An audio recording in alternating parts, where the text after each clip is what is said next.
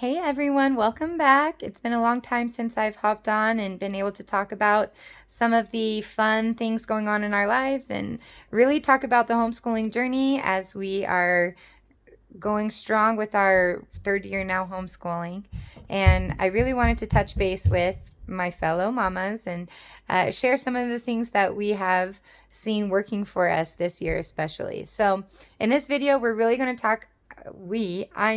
talk about three things that have helped us set a successful tone for homeschooling in our home.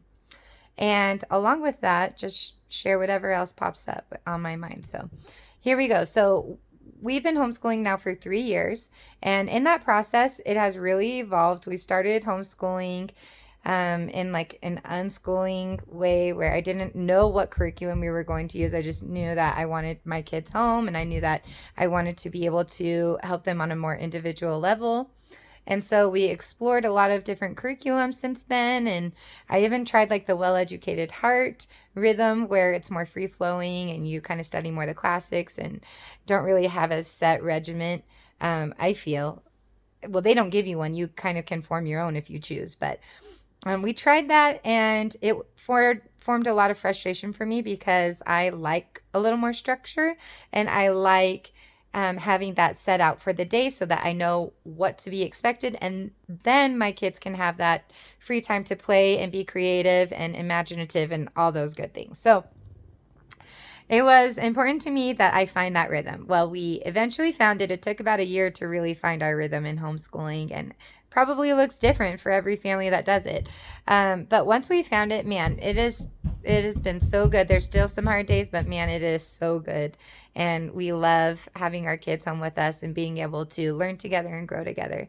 So let me share the three things that have really made a difference in our home. So when we wake up in the morning, the first thing that we do is we will do our morning routine. And that morning routine consists of brushing our teeth, brushing our hair, getting dressed, and cleaning the room. And those things kind of amp up the responsibility for the day. They set us in our frame of mind to know it's business time, kind of. And I'll help my younger girls with their morning routine. I have 4 girls that we homeschool ages 10 and under, so 4th grade and under.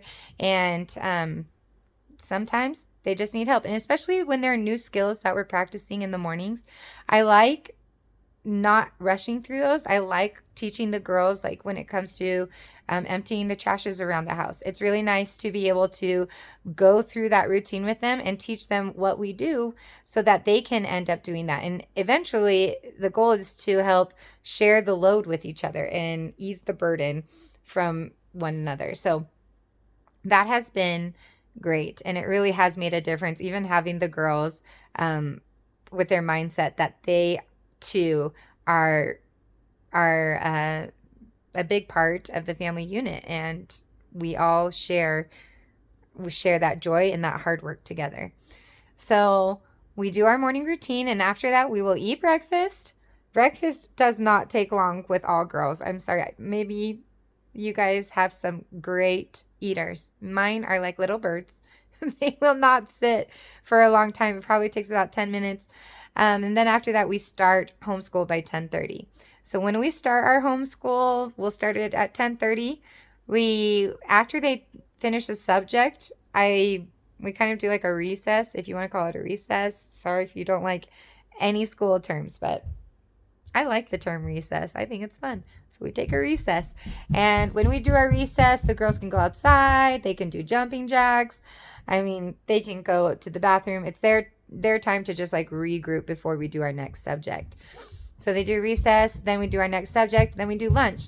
And before we know it, 2-3 hours have passed and homeschool is over for the day. And then life, the fun part of our day really gets to begin, where that creativity and the imagination get to blossom and just explode. So they get to go outside and play, and they get to paint, and they get to do all those things. And that is part of school. So it's not part of the homeschool curriculum we use, but it is part of our home school. You can think of it that way. And so yeah, having those three things has made a huge difference for the girls and for myself. A lot less, again, frustration. And I also love that um, I know that we're all taking responsibility for part of our home. And I love that my girls will wake up and they know what's expected of them. They know that they can play for this set amount of time, but they don't get to do that all day. That's not real life. In real life, we have goals that we meet and we have expectations that we fulfill, and we do have free time to do what we love, and all of those things are part of life. And I think it's important to share with them that all the part of the process is okay. It's okay to get frustrated. It's okay to sometimes feel rushed through it. Like all of those things we will feel, but we get to feel them together, and I get to walk through those things with the girls. And so again, that's just one of my favorite parts about homeschooling, is just being with my kids, and being the mom, not giving them to someone else to mother them throughout the day. I am their mom, and no one knows how to school them and how to nurture them better than the mama. Remember that. Okay, that's all I have to share for today. If you guys have any tips and if you have any processes that really help you start your morning strong, share them in the comments below. And I'll talk to you guys again soon. Thank you. Have a good day.